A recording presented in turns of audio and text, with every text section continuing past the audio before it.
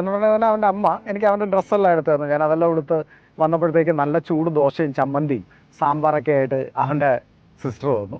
അപ്പം ഞാൻ അതെല്ലാം കഴിച്ചുകൊണ്ടിരിക്കുന്നതിനോട് പറഞ്ഞേടാ ഞങ്ങൾക്ക് ഇവിടെ കുറച്ച് സ്ഥലം വാങ്ങിയാൽ കൊള്ളാമെന്ന് പറഞ്ഞു. ഞാൻ കാരണം ഇവരെന്ത് ചെയ്യുന്നതിന് മുമ്പേയും എൻ്റെ മിക്ക സുഹൃത്തുക്കളും എന്നെ കൊണ്ടുപോയി ആ സ്ഥലം കാണിക്കുകയോ അല്ലെങ്കിൽ ആ വീട് കാണിക്കുകയോ അവർ ചെയ്യാൻ പോകുന്ന പ്ലാനിങ്സ് സംസാരിക്കുകയൊക്കെ ചെയ്യും. അപ്പം ഞാൻ പറഞ്ഞു നല്ലതാടാ വാങ്ങിക്കടാന്ന് പറഞ്ഞു.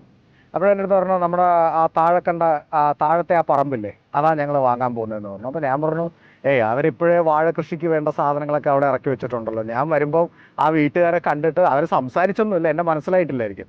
പക്ഷെ അവരുടെ അടുത്ത് അവരെ നോക്കി ഞാൻ ചിരിച്ചിട്ടൊക്കെയാണ് ഞാൻ കയറി വന്നതെന്ന് പറഞ്ഞു.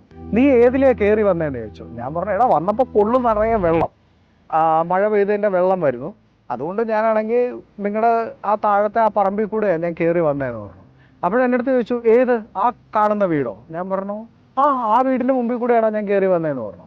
അപ്പോൾ ഞാൻ അവരുടെ അടുത്ത് പറയുകയും ചെയ്തു ഞാൻ കയറി വന്നപ്പോൾ അവിടെ പിള്ളേർ കളിക്കുന്നുണ്ടായിരുന്നു, ആ ചേട്ടൻ അവിടെ ഇരിപ്പുണ്ടായിരുന്നു, ആ ചേച്ചി വന്ന് ഇടയ്ക്കിടയ്ക്ക് നോക്കും ചിരിക്കും എന്ന് പറഞ്ഞു.